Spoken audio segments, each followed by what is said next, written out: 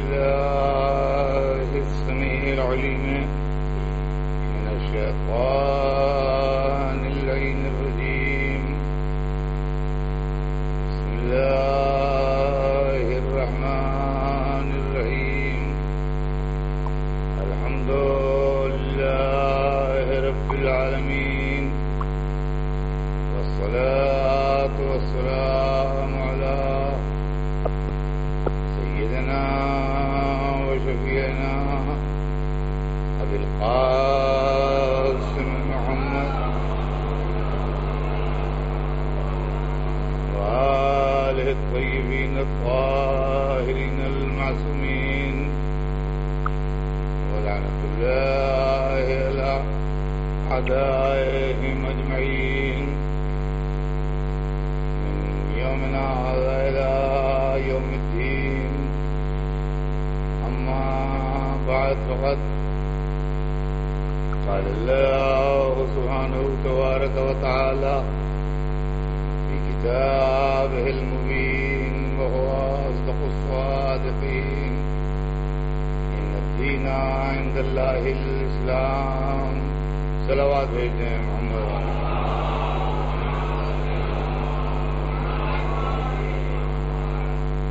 ارشاد اقدس سے جناب رب العزت ہے کہ یقیناً دین اللہ کے نزدیک اسلام. عزیزان گرامی، شاید 1400 برس اسلام آئے کو جو ہوئے ہیں، اس 1400 برس میں سب سے زیادہ شدید ضرورت آج ہے کہ اسلام کو صحیح معنوں میں سمجھا جائے اور سمجھایا جائے. ہر زمانے میں ضرورت تھی، ایسی بات نہیں ہے کہ نہیں تھی، لیکن شاید آج کی دنیا میں زمانے کے بدلنے کے ساتھ، وسائل کی زیادتی کے ساتھ، جو دنیا کے حالات ہیں اس کو دیکھتے ہوئے زیادہ ضروری ہے کہ اسلام کو زیادہ بہتر طریقے سے سمجھا بھی جائے کہ اسلام کیا ہے، اور سمجھایا بھی جائے کہ اسلام کیا ہے. کسی چیز کو سمجھنے کے لیے ہمیشہ تاریخ کا سہارا لیا جاتا ہے. اگر آپ کو ہندوستان کو سمجھنا ہے تو آپ ہندوستان کی ہسٹری پڑھیں. اگر آپ کو انگلینڈ کو سمجھنا ہے تو آپ انگلینڈ کی ہسٹری پڑھیں گے. اگر آپ کو عربستان کو سمجھنا ہے تو آپ عرب کی ہسٹری پڑھیں. تو دستور سمجھنے کا یہ ہے کہ کسی چیز کو سمجھنے کے لیے ہمیشہ اگر کوئی آدمی سمجھنا چاہتا ہے تو وہ ہسٹری کا سہارا لیتا ہے، اور ہسٹری کے سہارے اس کو سمجھنے کی کوشش کرتا ہے، تاریخ کے سہارے. اسلام کو بھی لوگوں نے اس کی ہسٹری کے ذریعے سمجھا، مگر انفارچونیٹلی، بدنصیبی سے، اسلام کی ہسٹری میں کچھ ایسی چیزیں آ گئیں جس نے اسلام کو بجائے نیک نام کرنے کے بدنام کر دیا. اور یہ بات آج کی نہیں ہے، یہ بات برسوں پہلے سے چلی ہے. لیکن آج کی دنیا چونکہ ریسرچ اور تحقیق کے سلسلے میں زیادہ ایکٹیو ہے، لہذا یہ بات آج گھوم گھوم کے تیزی سے سامنے آ رہی ہے. میری کوشش یہ ہے اور میرا مقصد یہ ہے کہ میں ان مجلسوں میں جو آپ کے سامنے پڑھوں گا 10 دن، اگر اللہ نے چاہا اور حیات نے ساتھ دیا تو میں اسلامی تاریخ آپ کو سناؤں. لیکن اسلامی تاریخ کون سی تاریخ؟ اسلامی تاریخ آل رسول کے تعلیمات کی روشنی. اس لیے کہ وہ ہسٹری جو اسلام کی لکھی گئی وہ ملوکیت و سلطنت کی روشنی میں لکھی ہے، اور وہ تاریخ جو ملوکیت و سلطنت کی روشنی میں لکھی جاتی ہے اس سے آپ صحیح تصویر مذہب کی نہیں سمجھ سکتے۔ مذہب کو سمجھنے کے لیے مذہبی کرداروں کے ذریعے سمجھیے تو مذہب سمجھ میں آئے گا، ورنہ مذہب نہیں سمجھ میں آئے گا۔ بادشاہوں کے ذریعے اگر مذہب سمجھنے کی کوشش کی گئی تو اس کوشش میں سوائے ناکامی کے اور کچھ نہیں ہوگا۔ اس کی وجہ یہ ہے کہ مزاج حکومت یہ ہے کہ جو ہم کر رہے ہیں وہ صحیح ہے، اب وہ اپنے صحیح ہونے کے لیے بہانے تلاش کرتے ہیں، عذر ڈھونڈتے ہیں، اور اپنے غلط کو صحیح ثابت کرنے کے لیے ایسے لوگوں کا سہارا لیتے ہیں جو دیکھنے میں مذہبی ہوتے ہیں، اندر سے بکے ہوئے ہوتے ہیں۔ تو بکے ہوئے لوگوں کا سہارا لے کے وہ اپنی غلط باتوں کو صحیح ثابت کرنے کی کوشش کرتے ہیں تاکہ عوام الناس میں وہ بدنام نہ ہو۔ یہ کام جب ہوتا ہے تو یہ تاریخ میں لکھا بھی جاتا ہے، اس کا تذکرہ کتابوں میں بھی ہوتا ہے۔ ہر آدمی کی بادشاہت و حکومت ہمیشہ رہتی نہیں ہے، وہ ختم ہو جاتی ہے، لیکن 100 برس کے بعد، 200 برس کے بعد، 500 برس کے بعد، 800 برس کے بعد جب کوئی ریسرچ اسکالر اس کو پڑھتا ہے تو کہتا ہے اسلام میں ایک نظریہ یہ بھی ہے، فلاں عالم نے ایسا لکھا تھا، فلاں بادشاہ نے ایسا کیا تھا، وہ ہے سراسر خلاف اسلام، ذمے جا رہا ہے اسلام کے۔ فرمایا ہم نے تو یہ چیز جو ہے وہ ہسٹری آف اسلام میں پڑھنا چاہتا ہوں، مگر ہسٹری آف اسلام آل رسول کے تعلیمات کے مطابق اور آل رسول کے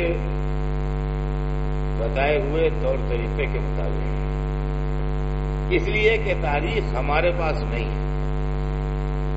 تاریخ ہمیشہ حکومت لکھواتی ہے، یہ بھی بچے اچھی طرح سن لیں کہ تاریخ ہمیشہ حکومت لکھواتی ہے، اور یہ حکومت کا فرض ہوتا ہے کہ وہ تاریخ لکھوائے۔ کبھی حکومت ہمارے فیور میں نہیں رہی۔ اسلام میں جو پہلی حکومت قائم ہوئی وہ بنی امیہ کی حکومت تھی، اور بنی امیہ کی حکومت نے جو تاریخ لکھی وہ سراسر خلاف اسلام تاریخ تھی جو اسلام کے سر تھوپی گئی۔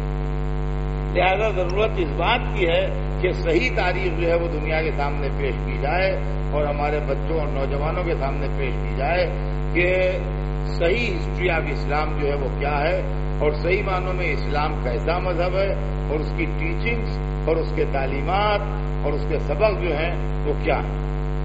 اس لیے کہ یہ بات میں آپ کی خدمت میں عرض کر دوں اور اس کو آپ بڑی توجہ سے غور سے سن لیں۔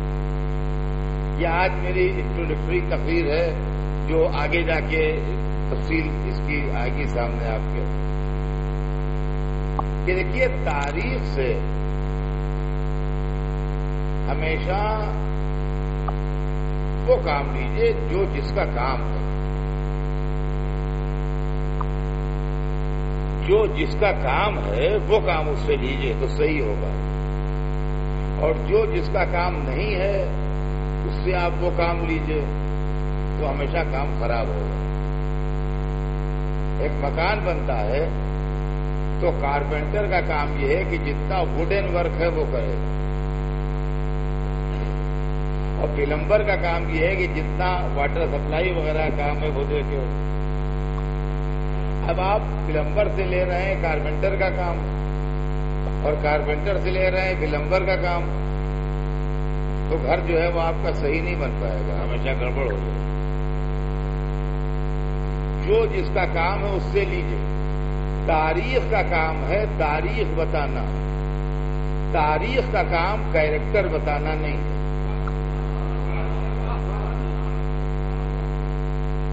دیکھیے میں اب اس کو ڈیٹیل میں آپ کو سناتا ہوں کیا چیز۔ اکبر کس تاریخ تخت حکومت کو بیٹھا، یہ تاریخ سے پوچھیے، بالکل صحیح جواب ملے گا، اور تاریخ ہی بتائے گی، کوئی اور نہیں بتائے گا۔ ताज महल किसने बनवाया, कब बना, कितने दिन में बना, तारीख से पूछिए। पानीपत की लड़ाई कब हुई, तारीख से पूछिए। बक्सर की लड़ाई में कौन कौन लड़ा था अंग्रेजों से, तारीख से पूछिए। ये तारीख का काम है, तारीख बिल्कुल सही सही बताएगी। लेकिन अकबर कैसा आदमी था, टीपू सुल्तान कैसा इंसान था, सिराजुद्दौला और शुजाउद्दौला कैसे लोग थे, आप तारीख से कैरेक्टराइजेशन का काम न लीजिए। उसकी वजह यह है कि तारीख लिखने वाले का एक मजहब होता है, तारीख लिखने वाले का एक नजरिया होता है, तारीख लिखने वाला जिस जमाने में तारीख लिख रहा होता है उस जमाने में कोई हुकूमत होती है, उस हुकूमत के कुछ ख्यालात होते हैं, ये तमाम चीजें जो है ये मौरिख पर असरअंदाज होती हैं। नतीजा होता है कि सच्चाइयां छिप जाती हैं, झूठ सामने आ जाते हैं। तो तारीख से तारीख का काम लीजिए, तारीख से किरदार निगारी का काम न लीजिए, तारीख से कैरेक्टराइजेशन का काम न लीजिए। इस्लाम के अंदर ये हुआ है कि तारीख से कैरेक्टराइजेशन का काम लिया गया है। नतीजा ये हुआ है कि जो जिसके फेवर में था उसने उसके हिसाब से लिखना शुरू किया है और उसके नतीजे में किरदार जो है वो बिगड़ बिगड़ के सामने। लिहाजा अगर सही मानों में इस्लाम को समझना है और सही मानों में दीन को समझना है तो हम उन लोगों के किरदार की रोशनी में इस्लाम को पेश करना चाहेंगे कि जिनको अल्लाह ने दीन का रहबर बना के भेजा, जिनमें पहली शख्सियत हुजूर सरवर कायनात की है,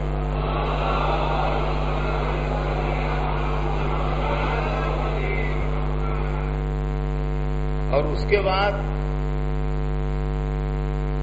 फिर उनके वो लोग कि जो उनकी गोद में पले, जिन्होंने उनकी जबान चूसी, जो उनके सीनों पर सोए और जो हर वक्त उनसे करीब रहे, वो बताएंगे कि इस्लाम क्या है। और फिर ये वो लोग हैं जिन्होंने न कभी दौलत की तमन्ना की, न हुकूमत की तमन्ना की, न इक़्तिदार की तमन्ना की। तो इनके किरदार के जरिए असली इस्लाम जो है वो समझ में आए। पहले रसूल को समझेंगे और पहले हमारी आपकी गुफ्तगू सीरत रसूल। कोशिश करना मेरा काम है, कामयाब होगा कि नहीं होगा ये नहीं कह सकता मैं, लेकिन मेरी कोशिश ये है कि मैं इस्लामी तारीख हुजूर सरवर कायनात की विलादत से लेके इमाम हुसैन की शहादत तक पेश करूं। इसलिए कि ये इतना बड़ा समंदर है कि हिस्ट्री ऑफ इस्लाम 10 दिनों में कौन पढ़ सकता है, कौन सुना सकता है। लिहाजा मैंने उसके अंदर से एक छोटा सा पीरियड लिया, सरवर कायनात की विलादत से लेके इमाम हुसैन की शहादत तक। ये एक छोटा सा वक्फा है। तो इसके अंदर मैं ये कोशिश करूंगा कि मैं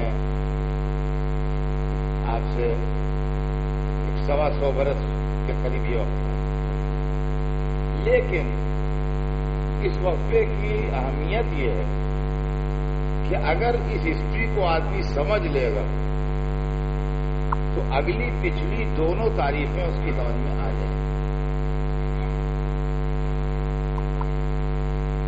जो बाद के वाकयात हैं वो भी समझ में आ जाएंगे جو پہلے کے واقعات ہیں وہ بھی سمجھ میں آ جائیں گے، اور جو زمانے کے واقعات ہیں وہ بھی سمجھ میں آ جائیں گے۔ اس کی وجہ یہ ہے کہ جتنی عمارت بنی ہے آج، جو پورا کنسٹرکشن ہے عالم اسلام میں، نظریات کا، عقائد کا، فیض کا، ماننے نہ ماننے کا، محبت کرنے یا محبت نہ کرنے کا، ان سب کے فاؤنڈیشن جو ہے وہ اسی زمانے میں ڈال دیے گئے ہیں۔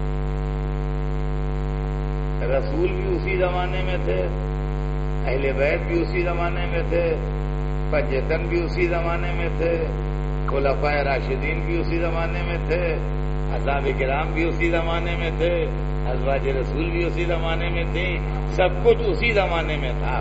لہذا اگر وہ زمانہ اچھی طرح سمجھ میں آ جائے تو پورا اسلام آئینہ ہو کے سمجھ میں آ جائے۔ جتنے امپارٹنٹ معاملات ہیں اور جتنے عقیدت کے مرکز ہیں اور جتنے محبت کے مرکز ہیں، جو کچھ بھی جس سے عقیدت ہو، جس سے محبت ہو، وہ ایک الگ مسئلہ ہے، لیکن یہ کہ سب کچھ جو مین مرکز ہے سمجھیے وہ سب اسی زمانے میں۔ اس کے بعد تاریخ چلتی ہے، آج تک چلی ہے۔ تو آغاز سرور کائنات کی ذات اقدس سے ہوگا، اور بات کوشش کروں گا کہ پہنچ جائے شہادت امام حسین۔ اب اس کے اندر تاریخ کے کون سے اپ اینڈ ڈاؤنس ہیں، تاریخ کے کون سے واقعات ہیں، تاریخ کے کون سے ایسے اہم ایونٹس ہیں کہ جس کے اندر ہم اختلاف رکھتے ہیں، بعض جگہ اسلامی تاریخ سے، بعض جگہ کے اوپر ہمیں اختلاف نہیں ہے، موقع موقع کی بات ہے۔ یہ تمام منزلیں جو ہیں یہ سامنے آ جائیں۔ تو سب سے پہلی چیز تو یہ میں بات آپ کی خدمت میں عرض کروں کہ اسلام نہ کسی کی ضد میں آیا، نہ کسی کی بحث میں آیا، نہ کسی کے جھگڑے میں آیا، نہ کسی کی مخالفت میں آیا۔ اسلام کو لوگ دینوں کی فہرست میں لا کے کھڑا کرتے ہیں اور کہتے ہیں ہمارا یہ مذہب ہے، تمہارا یہ مذہب ہے، ان کا یہ مذہب ہے، ان کا یہ مذہب ہے، یہ فلاں کے ماننے والے، یہ فلاں کے ماننے والے، یہ فلاں کے ماننے والے۔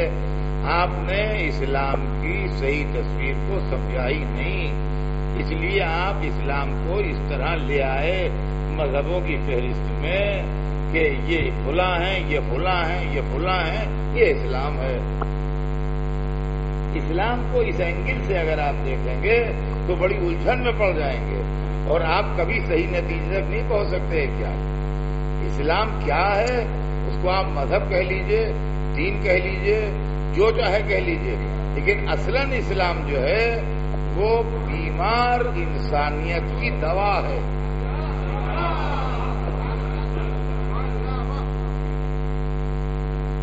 انسانیت بیمار تھی،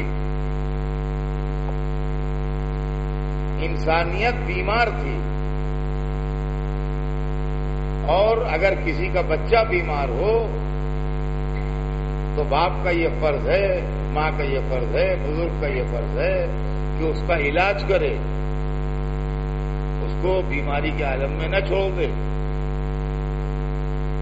جس طرح جس میں انسانی میں بیماریاں ہوتی ہیں،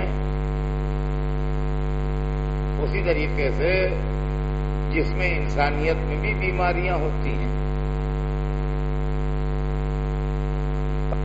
اب ہمارے جسم کی بیماریاں سب کو معلوم ہیں، لیکن انسانیت کی بیماریوں میں غرور، تکبر، اپنے کو بڑا سمجھنا، دوسرے کو چھوٹا سمجھنا، طاقت کے زور پر کمزور کو دبانا، انسان کو انسان نہ سمجھنا، ظلم کرنا، ناانصافی کرنا، جھوٹ بولنا، یہ تمام بیماریاں انسانیت کی بیماریاں۔ اب اگر آپ ملاحظہ کریں گے اس عرب سماج کو جس میں سرور کائنات تشریف لائے تھے، تو وہ بیماریوں کا مجموعہ تھا، وہ بیماریوں کا مجموعہ تھا۔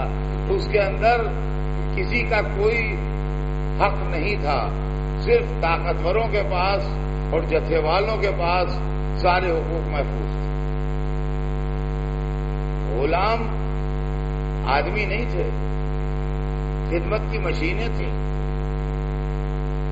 عرب سردار کا گھوڑا مر جائے تو اس کو صدمہ ہوتا تھا، لیکن 10 غلام کالے مر جائیں اس کو اتنا صدمہ نہیں ہوتا تھا، وہ قربان کر دیتا تھا اپنے ایک اچھے ریس کے گھوڑے کے اوپر 10 کالے غلام۔ عورتوں کی کوئی عزت نہیں تھی سماج میں،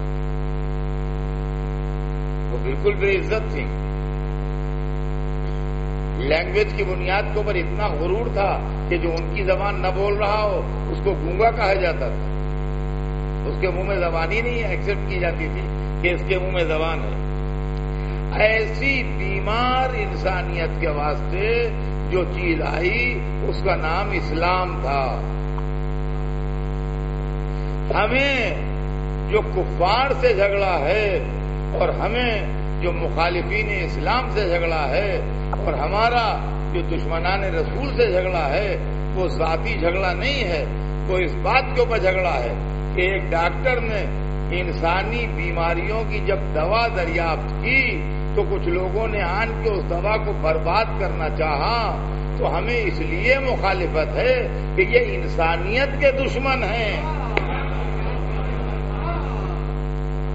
فرمائیے یہ انسانیت کے دشمن ہیں جو اس دوا کو برباد کر رہے ہیں، جس سے کینسر اچھا ہو جائے، جس سے ٹی بی کا مریض ٹھیک ہو جائے، جس سے ایڈز کا مریض ٹھیک ہو جائے، جس سے ہارٹ کا مریض ٹھیک ہو جائے، جس سے کڈنی کا مریض ٹھیک ہو جائے، یہ اس دوا کے فارمولے کو ڈسٹرائے کر رہے ہیں۔ تو اصل جھگڑا جو ہے وہ اس بات کا ہے کہ انسانیت دشمنی، محمد دشمنی شخصی دشمنی نہیں ہے، بلکہ محمد دشمنی انسانی دشمنی ہے۔ اور یہی معاملہ آل محمد کا بھی ہے کہ آل محمد کے دشمنوں سے جو عداوت ہے وہ ذاتی محبت کی بنیاد پر نہیں ہے، اس لیے کہ اگر وہ دوا جاری رہتی تو آج انسانیت بیمار نہ ہوتی۔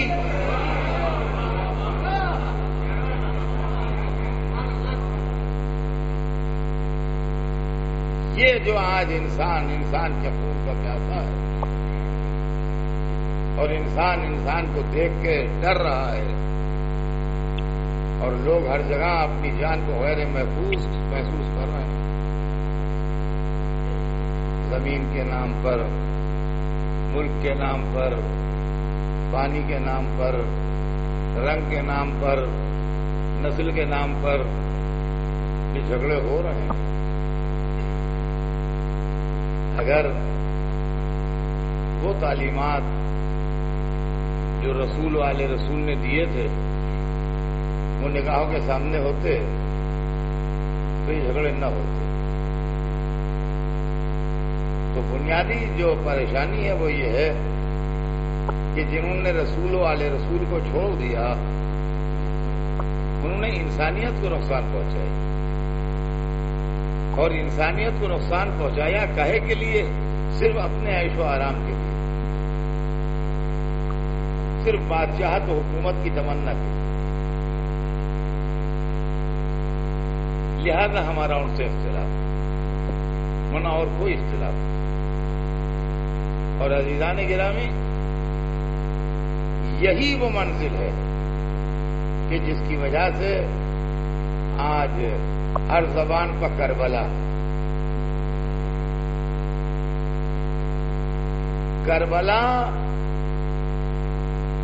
کو آپ کوئی مذہب کے اینگل سے دیکھتا ہے، کوئی عقیدت کے اینگل سے دیکھتا ہے، کوئی محبت کے اینگل سے دیکھتا ہے، کوئی فرقہ پرستی کے اینگل سے دیکھتا ہے، کوئی کسی اینگل سے دیکھتا ہے، کوئی جائز و ناجائز، بدعت و سنت، صحیح و غلط، اس اینگل سے دیکھ کے اس میں جھگڑے پیدا کیے جاتے ہیں۔ یہ سب کچھ نہیں ہے، یہ بیمار انسانیت کی ایک دوا ہے۔ یہ بیمار انسانیت کی ایک دوا ہے جس کا نام کربلا، جو انسان کو یہ بتاتی ہے کہ اسلام کیا ہے، اسلام کیا ہے۔ عزیزان گرامی، دنیا میں انقلابات کربلا سے پہلے بھی آئے اور انقلاب کربلا کے بعد بھی آئے۔ نہ کربلا کا انقلاب پہلا انقلاب تھا اور نہ کربلا کا انقلاب آخری انقلاب تھا۔ انقلاب واقعہ کربلا سے پہلے بھی تاریخ میں ہے اور انقلاب واقعہ کربلا کے بعد بھی تاریخ میں ہے۔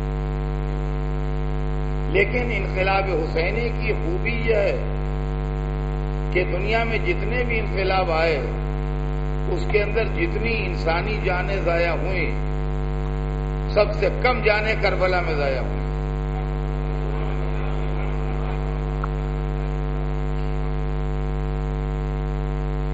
جن کی تعداد 100 تک نہیں پہنچتی، جس کی تعداد 100 تک نہیں پہنچتی، 100 تک نہیں پہنچتی، اب اس سے کم کیا سوچیے گا؟ تو ایک خصوصیت انقلاب حسینی کی یہ ہے کہ اس کے اندر منیمم انسانی خون استعمال ہوا۔ جہاں تک خون استعمال ہونے کی بات ہے 100 تک پہنچتی نہیں تعداد، 72 پہ آ کے رک جاتی ہے۔ جہاں تک اثر کا سوال ہے 1400 برس سے آج تک تابناک ہے۔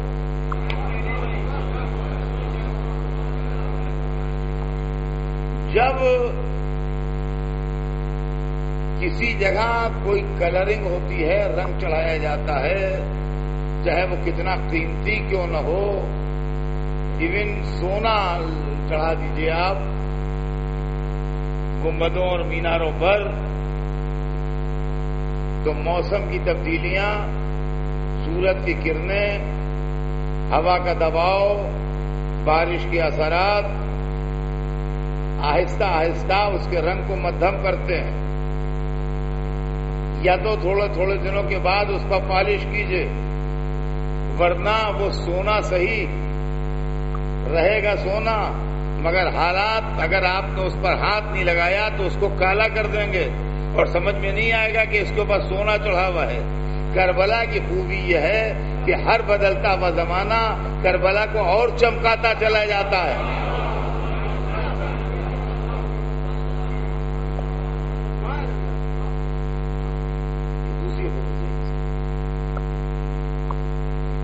اور تیسری خصوصیت یہ ہے کہ قیادت بھی قربانیاں دیتی ہے، ایسا نہیں ہے کہ عوام قربانی دے۔ ہر ریولوشن میں قیادت کی قربانیاں بھی شامل ہوتی ہیں، لیکن حسین کے ریولوشن میں قیادت کی قربانیوں کا جو پرسنٹیج ہے وہ دنیا میں سب سے زیادہ ہے۔ دنیا کے کسی ریولوشن میں قائد کے گھر کے 25% آدمی نہیں کام آئے ہیں سوائے کربلا کے۔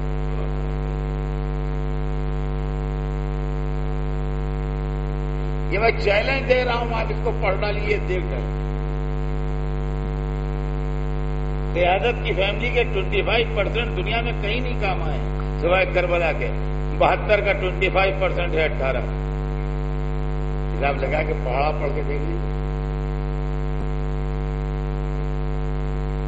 18 چوک 72، 18 آدمی اپنے گھر میں۔ تو عزیزان گرامی، تو کیا منہ لے کے آئے گا حسین کے ساتھ؟ اور دنیا میں خدا کی قسم ایسا کوئی قائد بھی نہیں گزرا حسین ابن علی کا جیسا، جس نے عین آخری رات میں جس کے سویرے مارکا ہونا تھا اپنے ساتھیوں سے بلا کے کہہ دیا کہ جہاں دل چاہے چلے جاؤ، میں تمہاری گردنوں سے بیعت اٹھائے لیتا ہوں۔ جب یہ مجھ کو اپنے درمیان پائیں گے اور تم کو جاتے دیکھیں گے تو دب دب کے راستہ دے دیں گے۔ اس کا مطلب یہ ہے کہ قائد نے یہ بات صاف کر دی تھی کہ میں جانے والا نہیں ہوں۔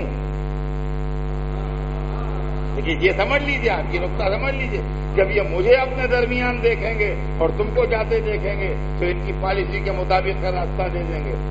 اس کا مطلب یہ ہے کہ دنیا میں ایسا عظیم قائد کوئی دوسرا نہیں گزرا جو 72 ساتھ لایا تھا، ان کی ضرورت بھی اس کو محسوس نہیں ہو رہی ہے اپنی عظمت کے سامنے۔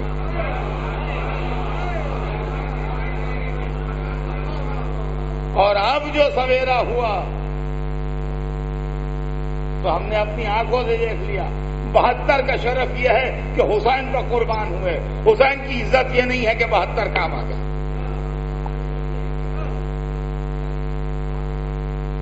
جو حسین کو چھوڑ کے چلا جاتا اندھیروں میں ڈوب جاتا۔ وہ نہیں گئے، ان پر لاکھوں سلام، وہ بیٹھے رہے، ان پر درود۔ لیکن آپ کیوں سوچئے کہ اگر کوئی چھوڑ کے چلا جاتا تو کیا عزت کا اتنا سا بھی حصہ پاتا؟ رائی کے دانے کے برابر بھی عزت کا حصہ ملتا اس کو؟ تاریخ کے اندھیروں میں بدنامی کے ساتھ اتنا ڈوبتا کہ نام لینے والا کوئی نہ ہوتا۔ یہ تھا رسول کا نواسا، جس کا جہاں سے چاہے چلا جائے۔ وہ اصحاب وفات کے، وہ سچے ہیرے تھے خزانہ امامت کے، وہ کہیں نہیں گئے، وہ آج تک چمک رہے ہیں۔ لیکن یہ چمک اسی لیے ہے کہ حسین کے دامن کے سائے میں یہ ساری چمک جو آپ کربلا کے 72 کی دیکھ رہے ہیں، یہ حسین ابن علی کے دامن کا سایہ۔ پھر محرم آ گیا، اور آج حالانکہ جیسا میرے پاس اطلاعات ہیں، چاند کی کوئی اطلاع نہیں ہے۔ چاند رات کل ہوگی۔ آج یہ مجلس میں ہمیشہ اس لیے پڑھ لیتا ہوں کہ اگر چاند ہو جائے تو چاند رات کی مجلس ہے، یا کل کو کہیں سے اطلاع آ جائے کہ چاند ہو گیا اور تاریخ تبدیل ہو جائے تو ہماری ایک مجلس کم نہ ہو، لہذا یہ مجلس ہم پڑھ لیں۔ لیکن گھر کے عزاخانے سج گئے۔ حسین آئیے، آپ کے چاہنے والے جمع، انشاءاللہ آج مختصر مجلس ہو جا۔ مسجد میں میں نے مختصر ہی پڑھی، یہاں بھی مختصر ہی پڑھوں گا، کل انشاءاللہ پورے وقت پڑھوں گا۔ یا عبداللہ تشریف لائیے، آپ کے چاہنے والے آنسوؤں کے نذرانے لیے کھڑے ہیں۔ 72 پیاسوں کے لیے یہ آنکھوں کے جام سبیل بنے ہوئے ہیں۔ آئیے، ہم آنسوؤں کے نذرانے پیش کرنے کے لیے حاضر ہیں۔ یا عبداللہ، آفتاب کے سامنے ذرے کی بھی کوئی حیثیت ہے؟ ہم آپ کے آفتاب عظمت کے سامنے ذرے کے برابر بھی نہیں،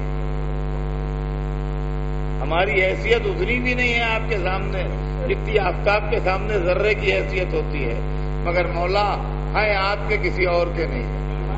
اور جب آپ کے غم کے دن آتے ہیں تو ہم آپ کے غم میں مصروف ہو جاتے ہیں۔ آئیے آئیے اور آن کے رونے والوں کو دیکھیے، اور میں عرض کروں گا کہ بی بی فاطمہ ایک نظر جنت سے ڈالیے ان ماتمداروں پر جو آپ کے لال پر رونے کے لیے جمع ہوئے ہیں۔ اور اے شہزادی زینب،